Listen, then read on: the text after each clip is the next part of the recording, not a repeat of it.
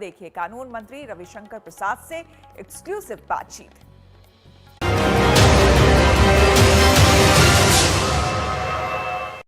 रविशंकर जी, आपने आज press conference में शब्द इस्तेमाल किए, दोहरा चरित्र। कांग्रेस पर आपका फोकस दिखा। आपने शुरुआत में ही कहा this PC is design to expose double standard of non BJP party, यानी विपक्षी दल जो राजनीति कर रहे हैं, इसलिए आपने आज प्रेस कॉन्फ्रेंस किया।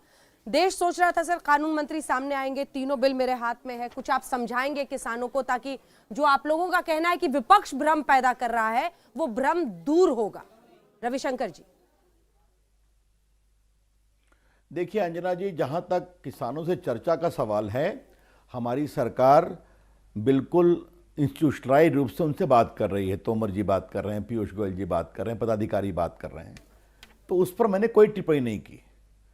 लेकिन ये जो हमारे सारे विपक्षी दल कूद गए मैदान में, फिर भी हमने आज दो तीन चीज़ बताई ना, कि किसानों की ज़मीन न बेची जाएगी, न लीज होगी, न बंधक होगी, neither sale nor mortgaged nor leased, और उनके जमीन पर कोई भी कहते हैं आपके बंधनकारी शर्तें नहीं होंगी। जो फसल होगी, जो कंपनी कॉन्ट्रैक्ट फार्मिंग में आएगी वो करेगी।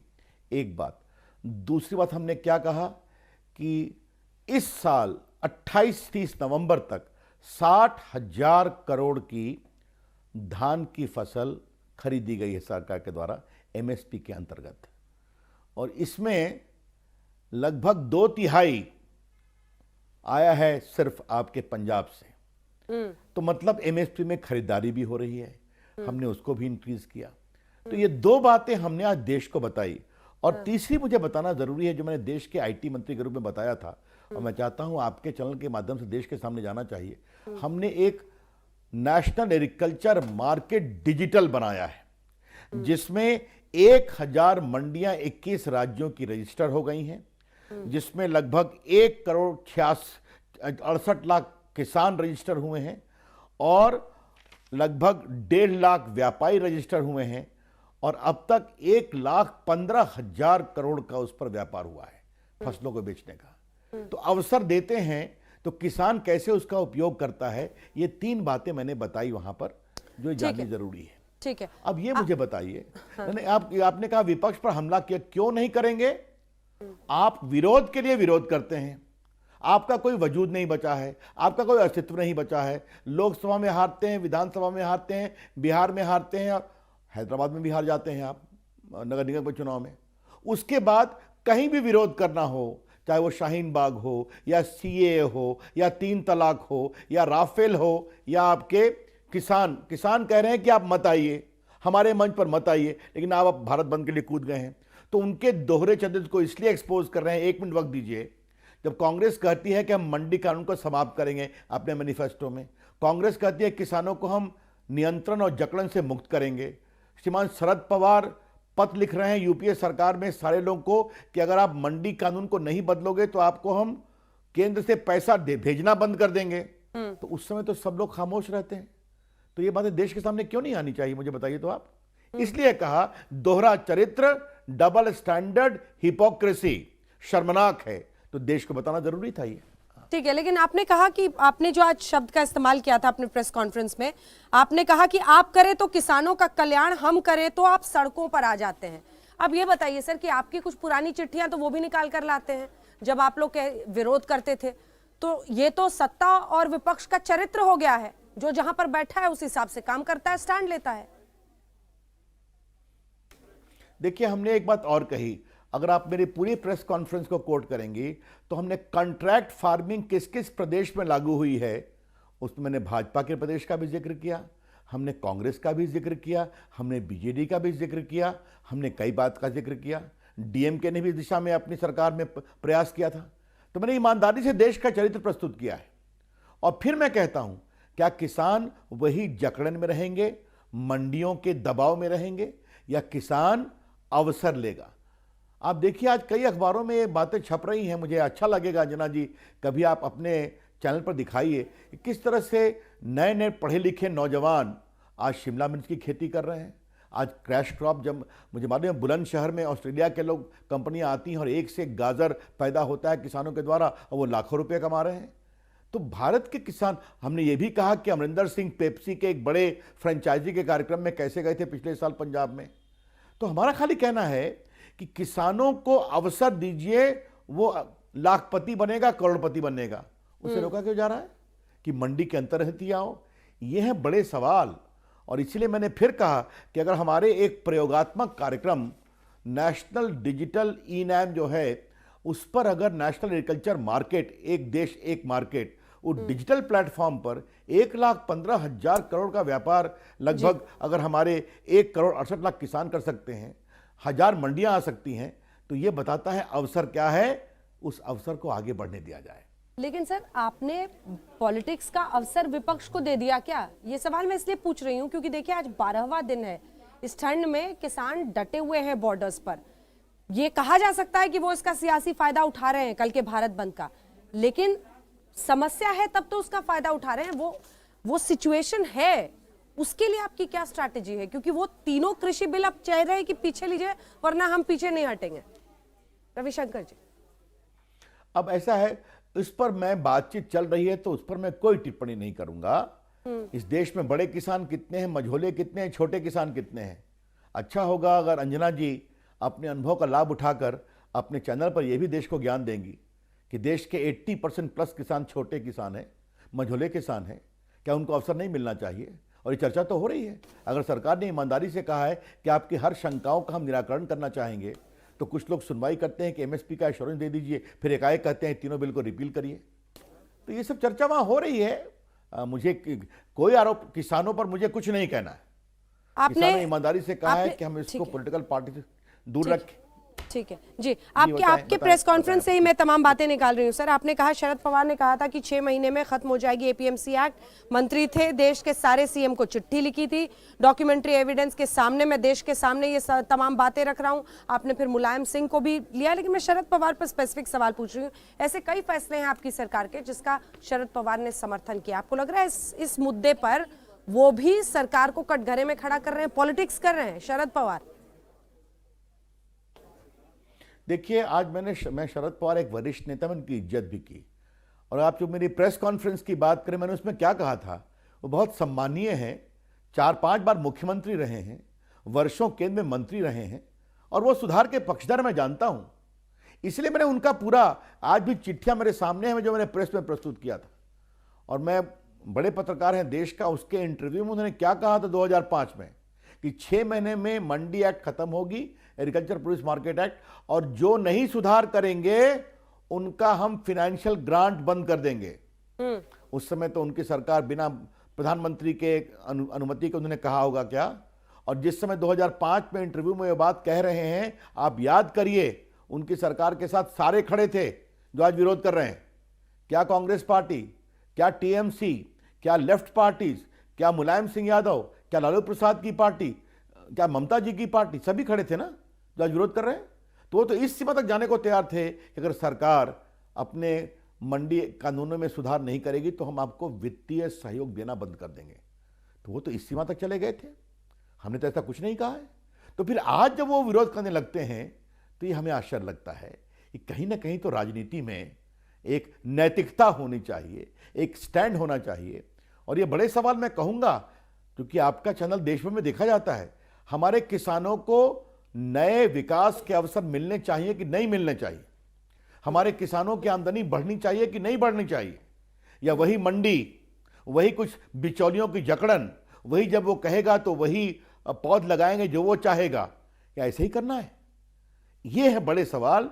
और देखिए, हमने आज एक बात और विस्तार से कहा, लगभग लाखों लोगों से कंसल्टेशन हुआ है, डिजिटली हुआ बिकॉज कोविड के कारण। कई दर्जनों कमिटियों ने रिपोर्ट किया। आप याद करिए कि जब हम लोग इस कानून को लेकर के आए थे तो स्वामीनाथन जी से सवाल पूछा गया तो उन्होंने कहा all these are step in the right direction. तो ये तो वर्षों से चल रहा है। और आप जान लीजिए, भारत का किसान नरेंद्र मोदी जी पर विश्वास करता है और हमारी सरकार पर विश्वास करता है, इसलिए हम जीतते हैं, बार बार जीतते हैं। और उनको लगता है। और देखिए एक बात और, एक मिनट में और बता दूं, सिर्फ यही काम नहीं किया हमने। देश में 10 करोड़ किसानों के अकाउंट में लगभग 1 लाख करोड़ रुपया भेजा है कि नहीं भेजा, अभी तक भेज रहे हैं 2,000 रुपया एवरी 3 मंथ्स, 6,000 रुपया, ताकि वो बीज ले, बाकी ले। ये सीधा उनको किया कि नहीं किया है? किसानों के लिए फसल बीमा योजना आई है कि नहीं आई है?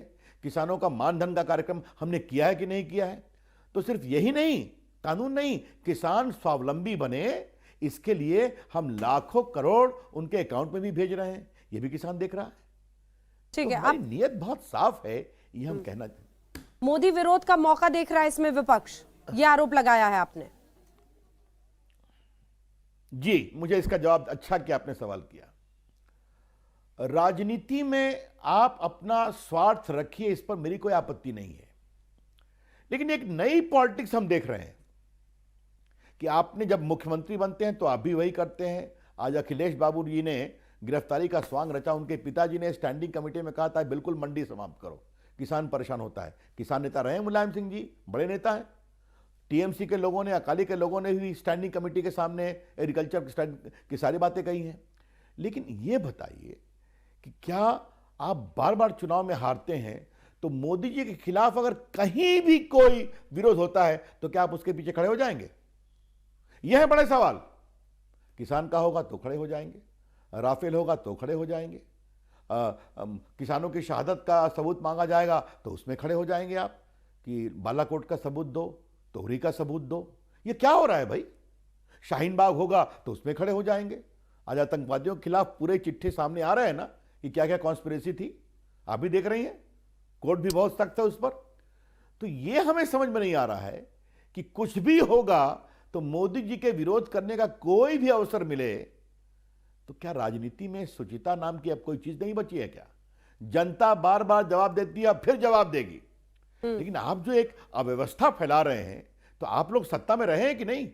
कांग्रेस पार्टी रही है कि? मैं आपसे पूछता हूं, ये कांग्रेस पार्टी का मेरा घोषणा पत्र सामने में है जो मैंने दिखाया था। आपने कहा कि हम एग्रीकल्चर प्रोड्यूस मार्केट कमेटी के एक्ट को रिपील कर देंगे, और जब शीला दीक्षित आई थी तो लालू जी ने कहा था, राहुल गांधी ने, कि हम चूंकि किसानों को जो फल बेचते हैं, जो बाकी बेचते हैं, उनको हम नियंत्रण से मुक्त नहीं कर सके, तो ये हमारे हारने का कारण था।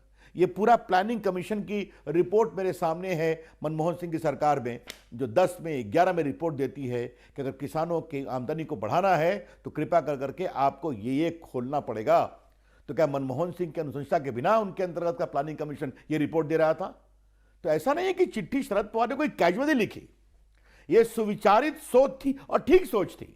10 साल आपने फॉलो किया, तो आप में हिम्मत नहीं थी, आप उसको कर नहीं पाए। नरेंद्र मोदी एक लोकप्रिय, जनता के द्वारा चुने हुए प्रधानमंत्री हैं, उनमें हिम्मत है, जनता के किसानों के विकास की चिंता है। तो क्या ये मतलब मुझे समझ में नहीं आता है।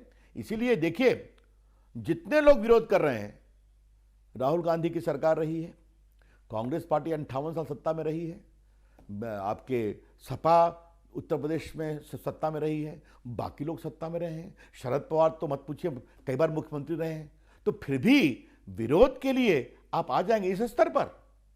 इसलिए मैंने आज ये शब्दों का प्रयोग किया था, शर्मनाक दोहरा चरित्र। ठीक है, माननीय कानून मंत्री जी, ये सिर्फ विपक्ष से आपकी लड़ाई नहीं है। ये मैं बार बार इसलिए आपसे पूछ रही हूं क्योंकि किसान अभी भी बॉर्डर्स पर डटे हुए हैं, और ये भ्रम दूर करना भी आपकी सरकार की ही जिम्मेदारी होगी।